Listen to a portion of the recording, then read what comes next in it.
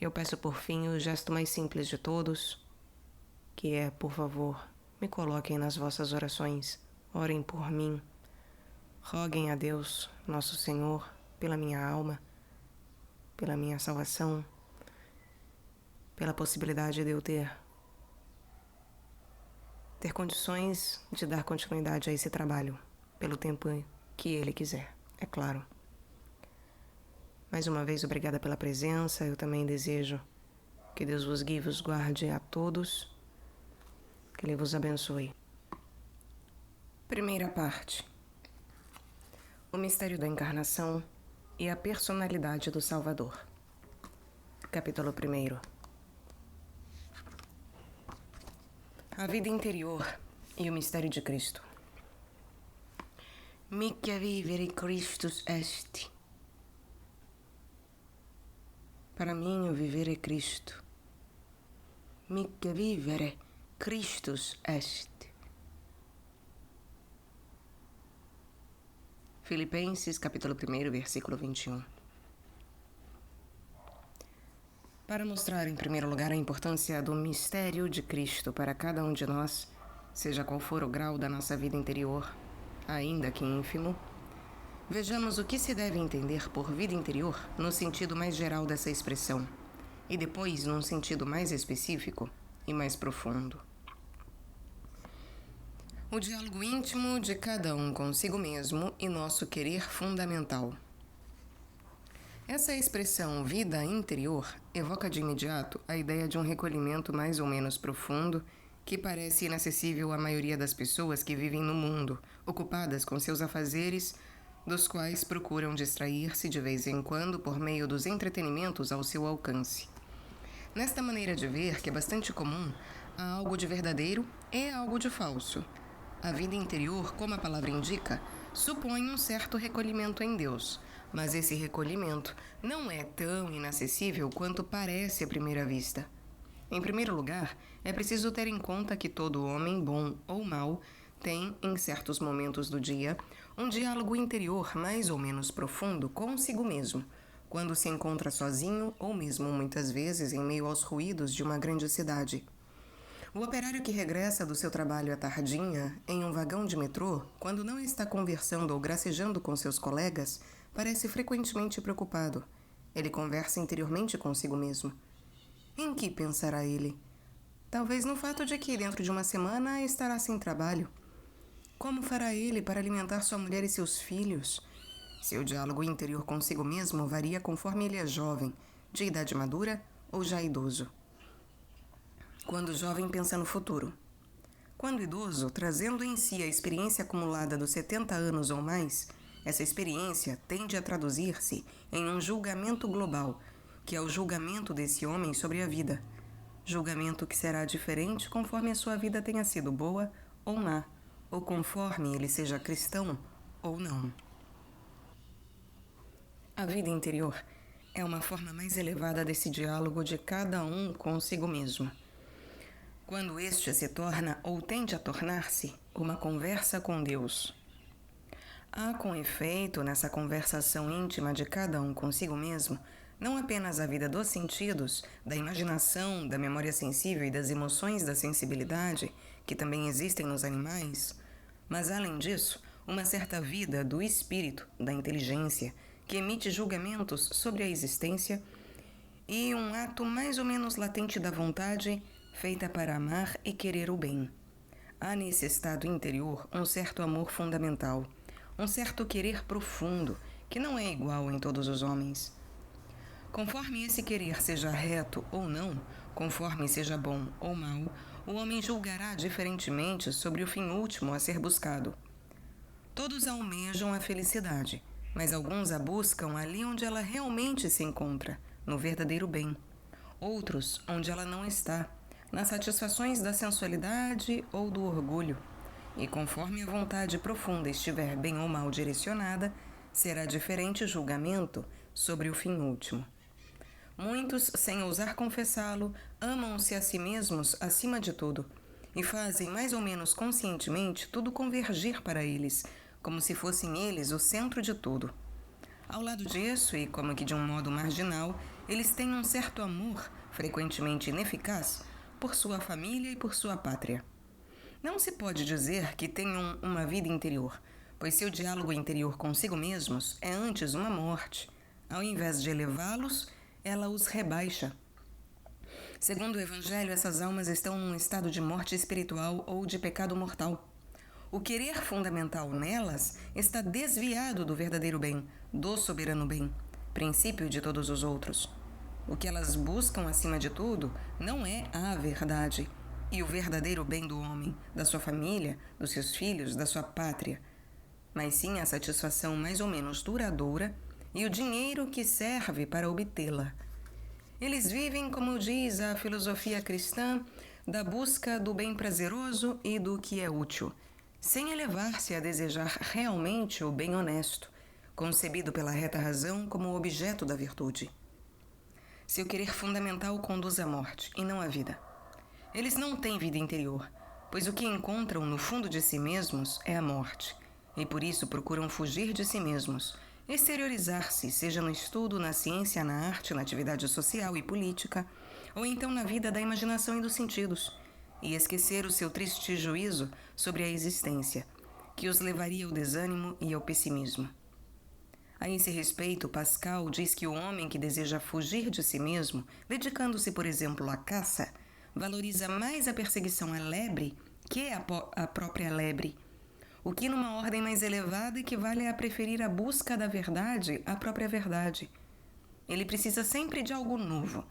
É o inverso da contemplação imóvel da verdade já obtida. Esse homem busca fugir de si mesmo para evitar o cansaço, o vazio, o desânimo. Mas, às vezes, a hora do desânimo se torna, pela graça de Deus, a hora da conversão. É algo que já aconteceu muitas vezes. Um desesperado, antes de tirar a própria vida, se lembra de Deus. Invoca-o. Entrevendo a grandeza do mistério de Cristo e da nossa redenção, converte-se e passa a dedicar-se totalmente ao serviço de Deus e à salvação das almas.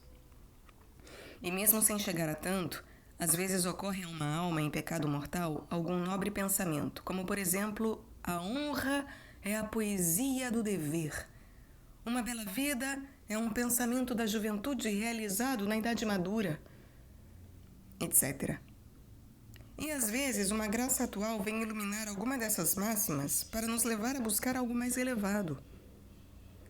Quando o querer fundamental de um homem se direciona para o bem honesto, objeto da virtude, quando o homem quer não apenas por veleidade, vaidade, mas de modo eficaz o bem por si mesmo ou o dever, acima do prazer ou daquilo que serve para obtê-lo, podemos então dizer que ele já tem uma certa vida interior. Se tal é o seu querer fundamental, então o diálogo interior que ele tem consigo mesmo, quando está sozinho, seja no silêncio ou no meio da multidão, é uma conversa que conduz à vida. No fundo, esse homem que ama realmente e eficazmente o bem mais do que a si mesmo, começa a tratar interiormente, não mais somente consigo mesmo, mas com Deus. São Tomás diz que quando a criança, mesmo que não seja batizada, chega plenamente à idade da razão, deve escolher o caminho do bem e do dever de preferência ao do prazer, do querer eficazmente o bem verdadeiro e orientar desde então toda a sua vida nesse sentido. Pois é normal desejar o fim, mesmo que imperfeitamente conhecido, antes de desejar os meios. Ora, desejar eficazmente o bem verdadeiro mais do que a si mesmo já é amar, acima de si mesmo, o soberano bem, que é Deus, autor de nossa natureza. Desejar eficazmente o bem verdadeiro mais do que a si mesmo já é amar acima de si mesmo o soberano bem, que é Deus, autor de nossa natureza. Mas o homem decaído não é capaz de um tal amor eficaz sem ser regenerado pela graça que o liberta do pecado original. E é por isso que São Tomás não receia ensinar que a criança, mesmo não batizada, que, tendo chegado plenamente à idade da razão, ama eficazmente o bem mais do que a si mesma, foi justificada pelo batismo de desejo, porque esse amor, que já é o amor eficaz a Deus, não é possível no atual estado da humanidade sem a graça regeneradora. Sem dúvida, essa criança, Se não estiver inserida em um meio cristão, encontrará muitas dificuldades para perseverar. Mas se perseverar, receberá graças cada vez maiores e será salva. Em um meio cristão, ela encontrará naturalmente muito mais auxílio, e é por isso que é uma grande graça nascer dentro da igreja. É importante insistir neste ponto. Quando o querer fundamental de um homem se dirige eficazmente para o bem verdadeiro, o homem está justificado, está em estado de graça, tem em si o germe da vida eterna. Ele tem já uma certa vida interior, que é realmente uma vida, mesmo que não tenha ainda o grau desejável de recolhimento. O homem em estado de graça, quando nele persevera por bastante tempo, chega a ter, sobretudo nas horas de solidão, seja no silêncio de uma igreja ou no meio da multidão, um diálogo interior consigo mesmo, que já não é o do egoísmo e do amor próprio, mas que é já, de alguma forma, uma conversa com Deus. Quando em um vagão de trem à noite sentamo-nos ao lado de uma turma de operários que regressam do seu trabalho, às vezes é bem fácil, mesmo sem ter o dom do discernimento dos espíritos, reconhecer entre eles aqueles que estão extraviados nas más condutas e fazem a infelicidade de suas famílias, quando as têm, e aqueles que, ao contrário, têm o pensamento voltado para o bem e vagamente para Deus, com uma fé que precisa certamente ser esclarecida, mas que é, mesmo assim, como a pupila dos olhos da sua inteligência. Esses homens fazem de vez em quando uma breve oração, e mesmo quando não rezam, o seu diálogo interior não os afasta de Deus. Neles se realiza a consoladora palavra de Cristo a seus apóstolos: quem não é contra nós, é por nós. Tais homens ficam geralmente felizes ao encontrar um padre e lhe pedem às vezes que reze por eles e por seus filhos. Neles, o fundo é bom. Deus se esconde no fundo do seu coração e os atrai a si por luzes e graças proporcionais à sua condição. Esses homens caminham à sua maneira para a vida eterna. Serão eles numerosos em um desses trens em que regressam à noite os operários? Deus os conhece.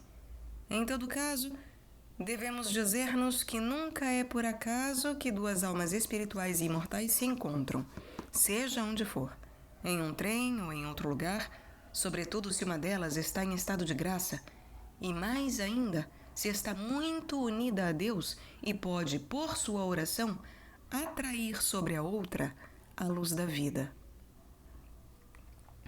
Tudo isso nos permite entrever de longe o que é a vida interior e o que ela deve tornar-se em uma alma verdadeiramente cristã que deve caminhar cada vez mais rapidamente para Deus.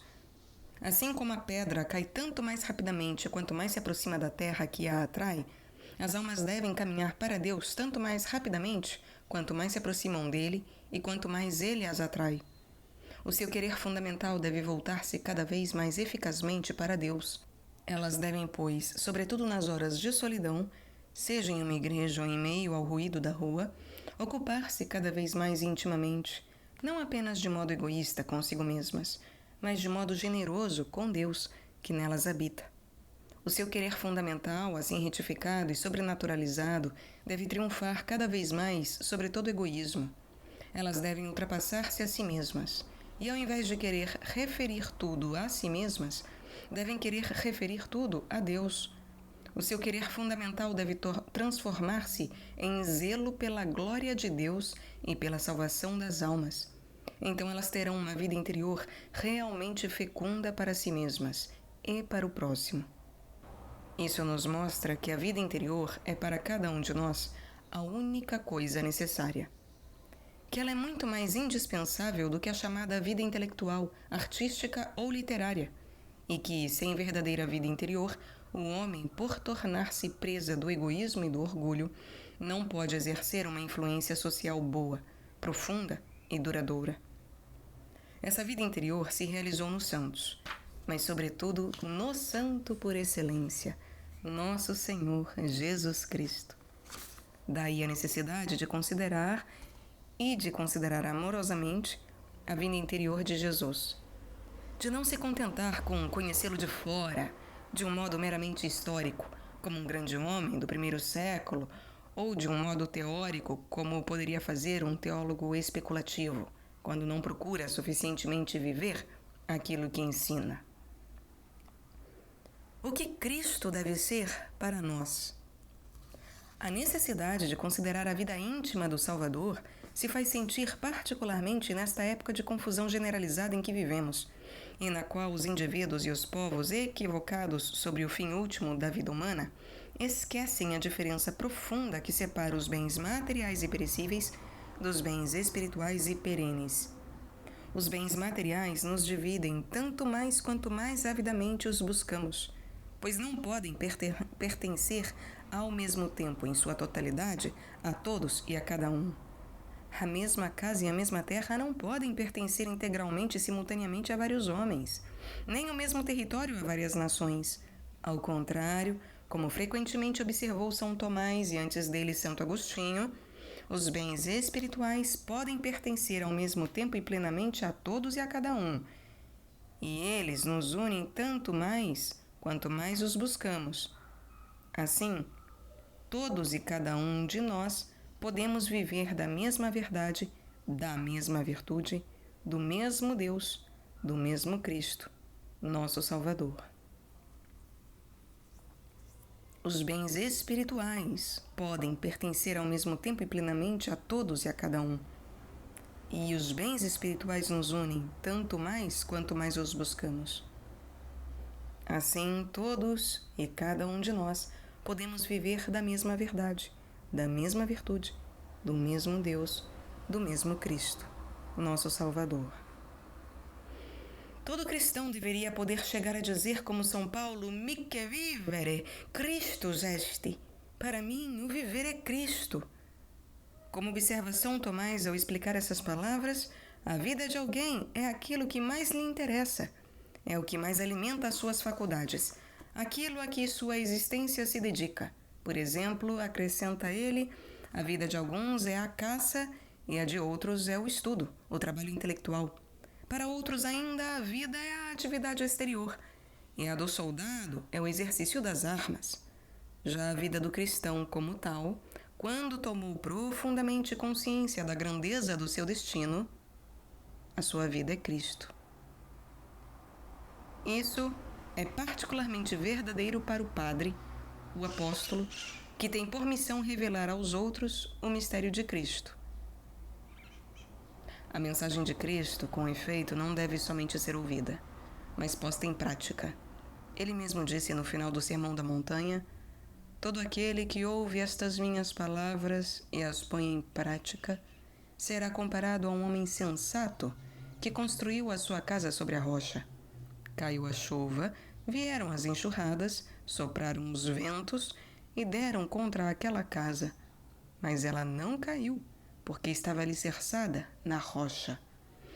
Por outro lado, todo aquele que ouve estas minhas palavras, mas não as pratica, será comparado a um homem insensato que construiu a sua casa sobre a areia. Caiu a chuva, vieram as enxurradas, sopraram os ventos e deram contra aquela casa, e ela caiu, e foi grande a sua ruína." São Tomás, em seu comentário sobre São Mateus, observa: "A rocha sobre a qual é preciso construir significa o próprio Cristo. Como diz São Paulo, a rocha espiritual é Cristo, mas alguns escutam a mensagem de Cristo somente para conhecê-la, sem a colocar em prática. Esses constroem somente sobre a inteligência, e isso é construir sobre a areia. Outros a escutam para colocá-la em prática e amar a Deus e ao próximo. Esses constroem sobre a rocha, e podem dizer com São Paulo: quem nos separará do amor de Cristo?" Da parte de um intelectual, como São Tomás, essas palavras são muito significativas. A sua vida não era somente o estudo. A sua vida era Cristo. Ele lhe tinha consagrado todo o seu labor e toda a sua existência. Certamente o trabalho intelectual é necessário, e também a atividade exterior, mas o cristão deve amar o trabalho não somente pela satisfação natural e pelo proveito que dele tira, mas pelo Cristo, que é preciso dar a conhecer e amar. ut homo non sibi vivat, sed Deo. Com isso, as suas forças são decuplicadas. Com isso, as suas forças são decuplicadas e mesmo centuplicadas. Decuplicadas de décimo, 10 vezes mais, centuplicadas 100 vezes mais. Ele já não dá apenas a si mesmo, mas Cristo pela salvação das almas. Para viver assim de Cristo, cada vez mais, é preciso morrer para si mesmo, isto é, para a vida de egoísmo, de sensualidade e de orgulho. Mique vivere Christus est, et mori lucrum. Morrer é lucro. É preciso não mais se colocar no centro, concentrar inconscientemente tudo em si mesmo, mas tudo referir a Deus. Esse é o fruto mais precioso do espírito de sacrifício, que faz morrer progressivamente em nós tudo o que há de desregrado e nos confere a paz, a tranquilidade da ordem, assegurando em nós o primeiro lugar à caridade, ao amor de Deus e das almas, a um amor de Deus que se torna vitorioso sobre todo egoísmo ou toda desordem no amor a si mesmo. Esse é o fruto mais precioso do espírito de sacrifício, referir tudo a Deus, que faz morrer progressivamente em nós tudo o que há de desregrado e nos confere a paz, a tranquilidade da ordem, assegurando em nós o primeiro lugar à caridade, ao amor de Deus e das almas, a um amor de Deus que se torna vitorioso sobre todo egoísmo ou toda desordem no amor a si mesmo. Como dizíamos no início deste capítulo, o homem, desde a queda, tornou-se infelizmente inclinado a, consciente ou inconscientemente, referir tudo a si mesmo e pensar constantemente em si mesmo e amar-se acima de todas as coisas. Se ele ouve a mensagem de Cristo e a põe em prática, chegará um dia em que, ao invés de pensar constantemente em si e tudo referir a si, ele viverá de Cristo e, por ele, pensará quase continuamente em Deus, verdade e bondade supremas, e tudo referirá a ele. E então, em sua alma, o querer fundamental de que falávamos será realmente retificado e sobrenaturalizado. Sua vida interior será estabelecida à imagem da de Deus, na qual o Verbo, expressão do pensamento do Pai, manifesta o amor e faz tudo convergir para o bem supremo. É por este ponto de vista que é preciso meditar o Tratado da Encarnação, de São Tomás de Aquino. Quando, no final da sua vida, o Santo Doutor, absorvido em uma contemplação superior, já não podia ditar as últimas páginas de sua Suma, ele pensava que os mistérios escondidos em Cristo são uma mina inesgotável, da qual aquilo que os doutores descobriram não representa senão uma mínima parte. É o que diz também São João da Cruz no Cântico Espiritual, onde chama esses mistérios cavernas, para simbolizar a sua insondável profundidade. Que o Senhor se digne conceder-nos a compreensão viva e penetrante desses mistérios, para que possamos ver melhor o resplendor de sua bondade.